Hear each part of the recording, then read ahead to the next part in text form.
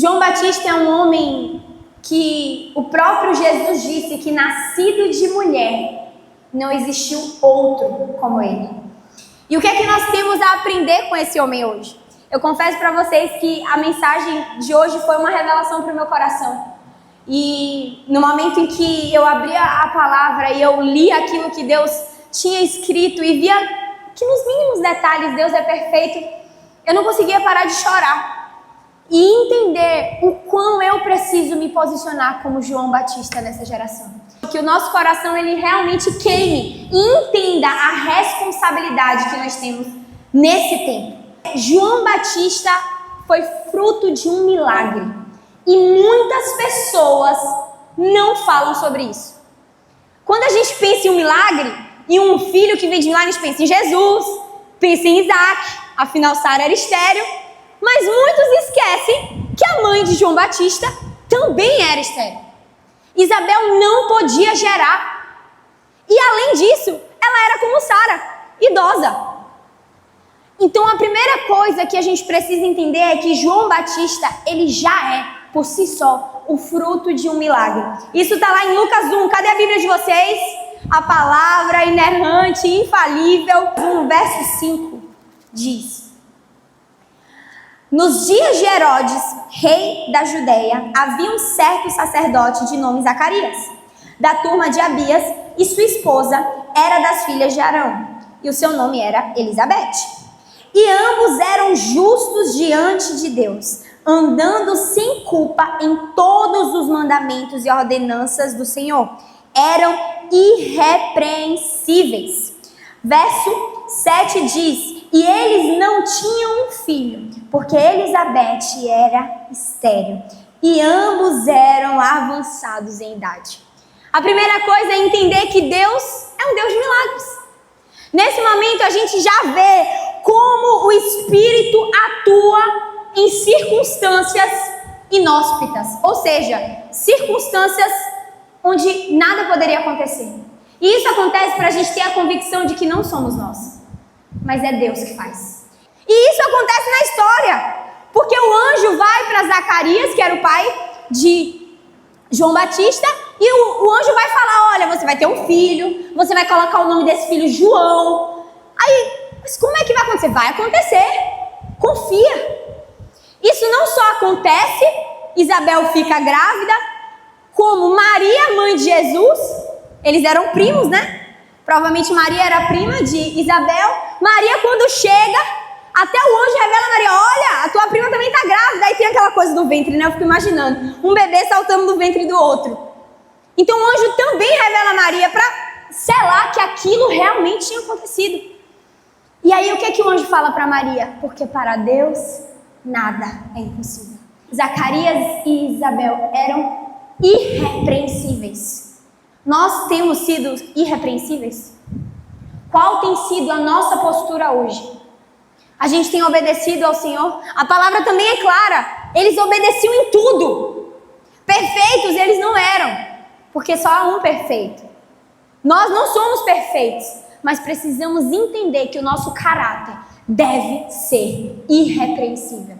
Diariamente mais um pouquinho, diariamente mais um pouquinho. Então a primeira coisa, João Batista é fruto de um milagre. João Batista é o cumprimento de profecias do Antigo Testamento. Quando a gente vai ver a história de João Batista, a gente vai ver que ele faz parte de um plano muito maior. E isso me trouxe a memória de que nós fazemos parte de um plano muito maior. A vida de João Batista, ela foi literalmente predita desde o Antigo Testamento. Já falavam sobre aquele homem, sobre o precursor, aquele que abriria o caminho. Por quê?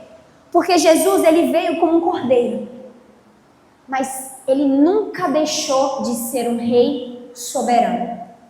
E como eram os reis antigamente? O rei chegava de peito aberto em algum lugar, gente? Sim ou não? Não! Era tipo aqueles negócios que vem na estrada, que vem um batedor na frente. Nenhum rei ia sem o seu batedor na frente. Nenhum rei ia para algum lugar sem um emissário, sem alguém que, preparasse o caminho. Assim foi com Jesus.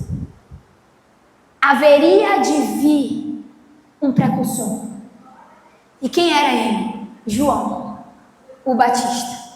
Ele será grande à vista do Senhor. Aqui é o anjo revelando o plano dele a Zacarias. Porque ele será grande à vista do Senhor. E ele não beberá vinho nem bebida forte. E ele será cheio do Espírito Santo, já desde o ventre de sua mãe. E converterá muitos dos filhos de Israel ao Senhor seu Deus. E irá diante dele no espírito e no poder de Elias, para converter os corações dos pais aos filhos e os desobedientes à prudência dos justos, tornar pronto um povo preparado para o Senhor. A função de João Batista era preparar o caminho. A função de João Batista era endireitar a vereda. A função de João Batista era preceder aquele que haveria de reinar. João Batista não veio reinar. João Batista só veio preparar o caminho. E às vezes a gente pode pensar que é só. Mas nunca é só. Aquilo que Deus nos designou para fazer aqui na terra nunca é só. Porque às vezes a gente não enxerga qual o propósito.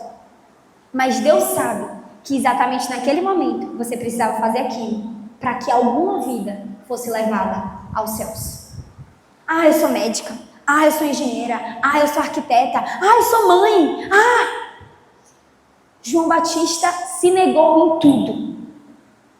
E no final, quando a gente achou que ele ia dizer alguma coisa sobre si, ele disse: eu sou só uma voz. Só isso. Ele poderia ter dito: eu sou primo do Messias. Ele poderia ter dito: eu sou aquele que os profetas falam. Eu vim antes. Mas no fim ele só diz assim: eu sou uma voz. E quantas vezes a gente quer tantos títulos e esquece que o nosso único papel aqui na terra é ser uma voz. Aquela voz que diz: eis o Cordeiro de Deus que tira o pecado do mundo. Existe algo muito interessante na vida de João Batista. Como eu falei para vocês, ele era filho de um sacerdote. Nos tempos antigos, você repetia o que o seu pai fazia. Jesus era carpinteiro. José também era. Se o pai de João Batista era sacerdote, o que ele seria? O que ele seria? Mas ele não foi dos moldes da época. Por uma escolha. E quando eu ouvi isso, sabe quando o seu cristianismo pessoal é afrontado? Foi quando eu escutei essa frase. João Batista escolheu o deserto. Ele escolheu o deserto. Às vezes a gente fala do deserto como algo que acontece na nossa vida porque não está no nosso controle. João Batista escolheu. João Batista escolheu. E a Bíblia fala que ele realmente vestia de pele de animal. João Batista escolheu comer coisas estranhas. João Batista escolheu não estar no lugar onde qualquer um gostaria de estar, que era dentro de um templo. Mas a gente foge do deserto, como diz os ditados populares, igual o diabo foge da cruz, né? Por que não escolher o deserto? E essa foi a pergunta que eu fiz. O deserto não é um lugar de conforto. O deserto não é um lugar agradável. O deserto também não é um lugar de status. O deserto não é um lugar de prestígio. Mas João Batista tinha uma palavra. E essa palavra dizia: a voz que clama onde? Ele obedeceu. João Batista já operava milagres. João Batista já pregava. João Batista já tinha discípulos. João Batista já angariava fãs e também haters.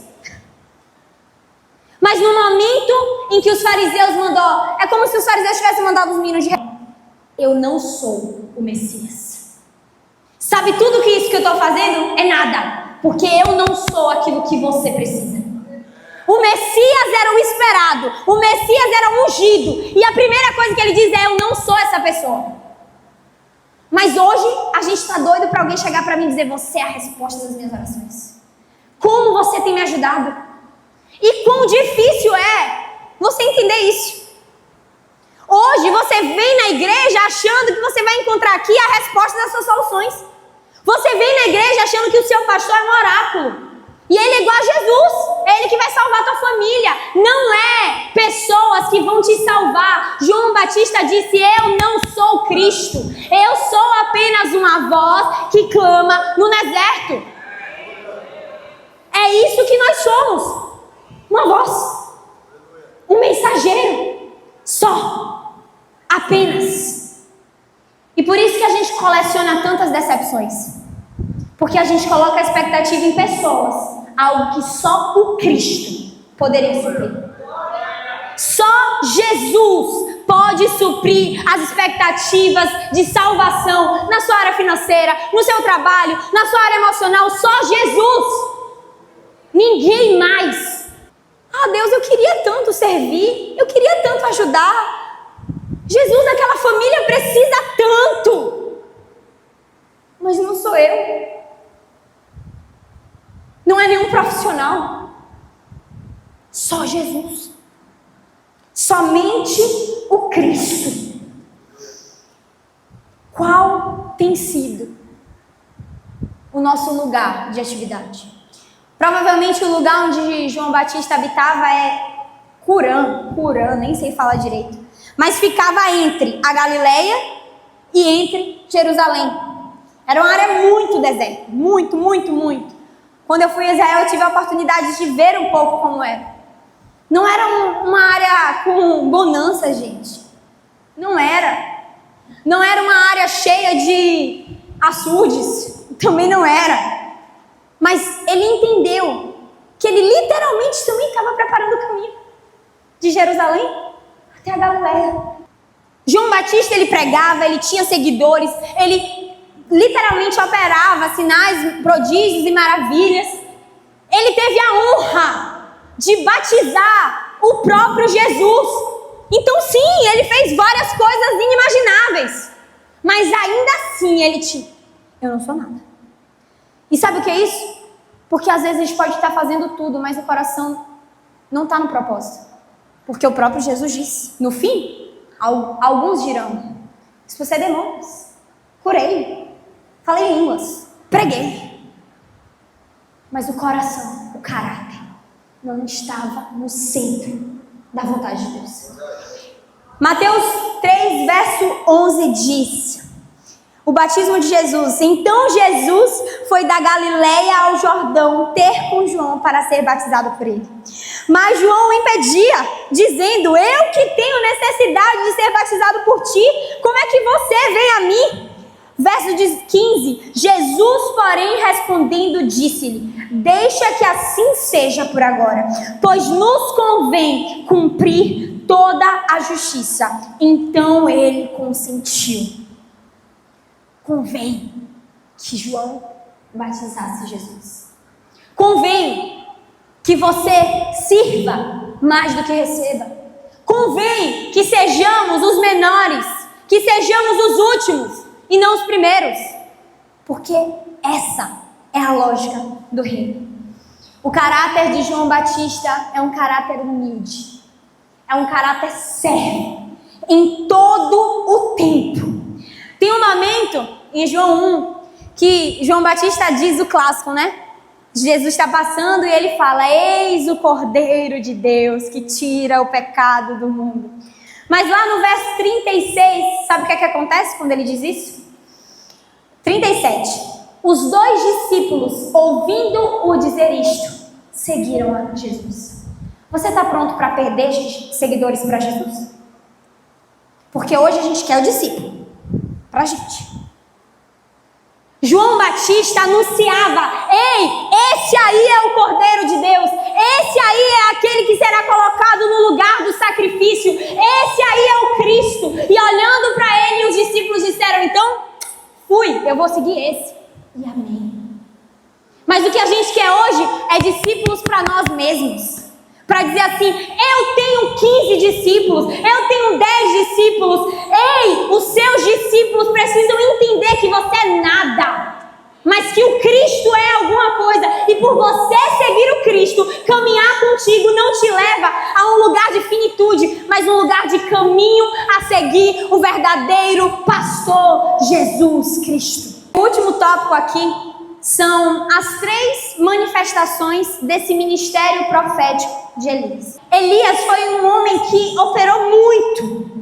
Ele, em um contexto de idolatria, Elias foi aquele homem que tinha 450 profetas e Deus mandou fogo dos céus. Elias foi um profeta que em todo o tempo pregou sobre a necessidade de arrependimento. E qual era a mensagem central de João Batista? Qual era? Arrependimento. Primeiro ponto em comum. Diante das 3 manifestações desse ministério profético, a primeira é o próprio Elias no Antigo Testamento. Porém, quando a gente vai ver as profecias sobre os fins dos tempos, e como a gente é curioso para isso, né? Meu Deus, quando é que Jesus está voltando? Eu queria que vocês abrissem Malaquias 4, do verso 5 ao 6. Malaquias 4, verso 5. Olhem essa profecia.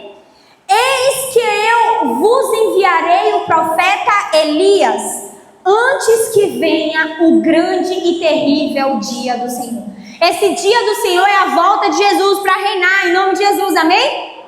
Ele voltará como um leão para assentar-se sobre o trono. Mas aqui a profecia diz, antes de Jesus vir para governar, eu vou enviar o profeta Elias. Nós sabemos que a gente não acredita em reencarnação. Então não é o próprio Elias que vai vir, certo? Versículo 6.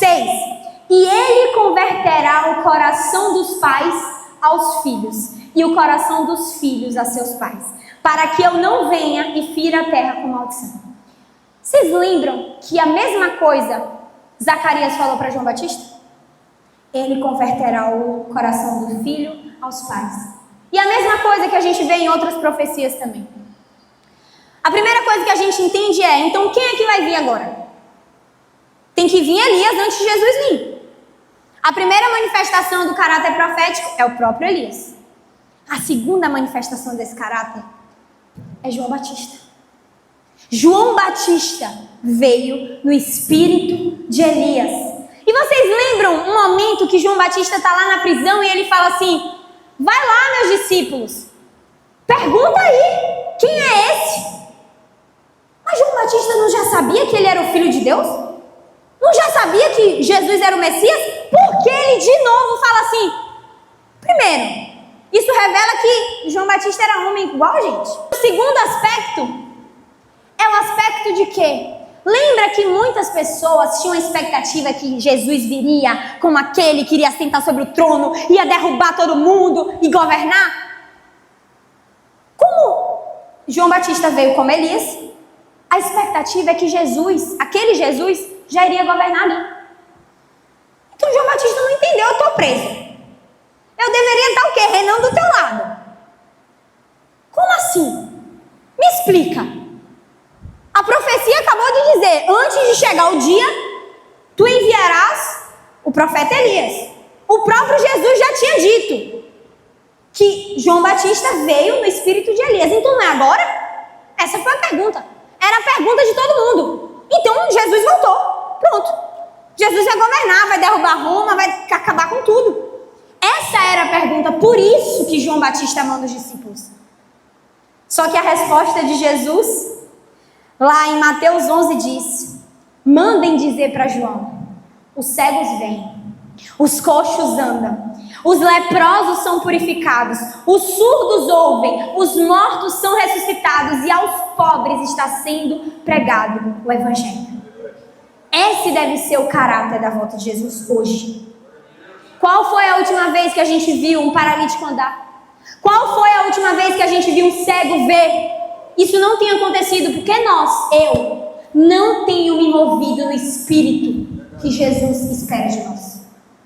Jesus não mudou. Ele é mesmo hoje, ontem e será para sempre. Mas o nosso posicionamento mudou. Mas aí os discípulos vão e perguntam, por que dizem, pois, os escribas, ser necessário que Elias venha primeiro? A mesma coisa que a profecia tinha dito. Eu nunca tinha prestado atenção nisso, gente. Já li essa passagem umas 300 vezes. Aí eles perguntam a Jesus: todo mundo está achando que o Senhor já vai reinar aqui. João Batista já veio no espírito de Elias. Mas Jesus responde: de fato, Elias virá e restaurará todas as coisas. Eu, porém, vos declaro: Elias já veio. E reconheceram, e não o reconheceram. Antes, fizeram com ele tudo o quanto quiseram. Assim também o Filho do Homem há de padecer nas mãos deles. Então, os discípulos entenderam que ele falara a respeito de João o Batista. Cadê? A terceira manifestação do ministério profético de Elias. Quem é? Ou eu diria, quem são? Nós. As vozes que clamam no deserto. Quem é que há de vir? Ninguém mais. Somos nós. Nós somos as vozes que necessitarão clamar em meio ao deserto, em meio ao caos.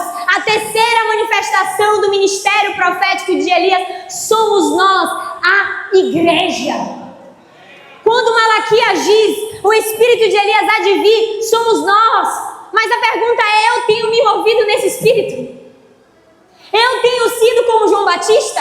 Eu tenho escolhido desconforto em detrimento do meu conforto para anunciar as boas novas de Cristo? Não.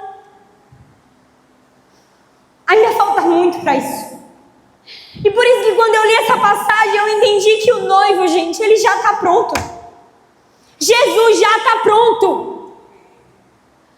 E quando Malaquias diz, é necessário que esse Espírito, ele se manifeste, é necessário que a mensagem de arrependimento nesse tempo se levante, se manifeste através das vozes que clamam em meio a um deserto. Nós somos a última manifestação do caráter profético de Elias hoje, para que o noivo venha, porque a palavra diz que a vinda do Senhor será como no tempo de Noé. Foi pregado nos 2 últimos cultos, ontem e sábado. E não é por acaso, quando eu li isso, eu falei, cara, não é por acaso que ontem John pregou sobre Noé, eu sábado passado preguei sobre Noé. Por quê? Qual é a arca de Deus nesse tempo? Qual é? A igreja. A arca de Noé nesse tempo é a igreja. Por isso que quem edifica a igreja é um espírito profético. Todas as profecias são para quê? Para a edificação de uma igreja. Essa igreja é a arca que nós temos hoje. Quantas pessoas você tem convencido a entrar na arca? Quantas pessoas eu tenho convencido a entrar na arca? Nós precisamos ter urgência. A mensagem de Elias era uma: tenha fé, converta-se. A mensagem de João Batista era a mesma: arrependam-se, porque é chegada a hora. A nossa vida, ela precisa expressar: arrependam-se, porque o rei está voltando. Esse é o posicionamento de filhos maduros. Só que João Batista tinha algo. Com a própria vida ele já mostrava isso. E sabe o que é que tem nos afastado desse lugar? Porque a gente tem colocado uma capa nas nossas vidas. Nosso conforto, nossas escolhas, o que a gente faz todos os dias. Sabe o que é que João Batista fazia todo dia? Pregar no deserto. Eu não estou falando para você largar seu trabalho, gente. Eu não estou falando para você sair aí igual um louco, sem casa. Não estou falando isso.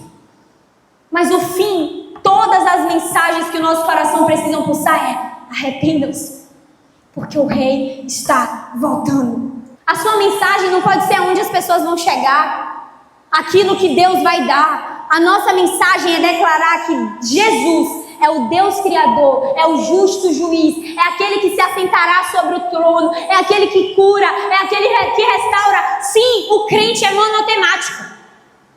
Nós temos que ser monotemáticos. Jesus em tudo. A terceira coisa, a gente tem que botar a mão na massa e construir a arca, edificar a igreja. Esse é o nosso papel. E eu não estou falando de edificar a igreja necessariamente a construir um templo, amém. Se isso for para ter mais pessoas para Jesus, faremos também. Edificar a igreja é entender que Jesus precisa de mais discípulos. É entender que o mundo carece de vozes que clamam no deserto. Quarta coisa é entendermos que a gente não faz isso com essa mãozinha aqui. É o Espírito Santo que faz. E está chegando o fim dos tempos. Se isso está chegando, a gente entende que falsos profetas se levantarão. Como é que você vai discernir? Tendo intimidade com Deus. Estamos chegando na era dos falsos profetas. Estamos chegando na era de pessoas que terão várias pessoas na sua igreja. Talvez eles farão também, talvez não, eles farão também, porque Apocalipse diz, eles também farão milagres, prodígios e maravilhas, mas o caráter e o espírito não é o Espírito Santo. Nós precisamos discernir esse tempo. E por fim, algo que a partir de hoje eu peço para que toda igreja comece a orar. É necessário uma conexão geracional. Não é por acaso que as maiores profecias falam: converterá o coração dos filhos aos pais. Joel 2 diz: depois derramarei o meu espírito sobre toda a carne. Vossos filhos e vossas filhas profetizarão, velhos sonharão, jovens terão visões. Não existe uma igreja onde as gerações não são conectadas. Nós precisamos nos levantar, porque a nossa família será o altar de adoração nesse tempo.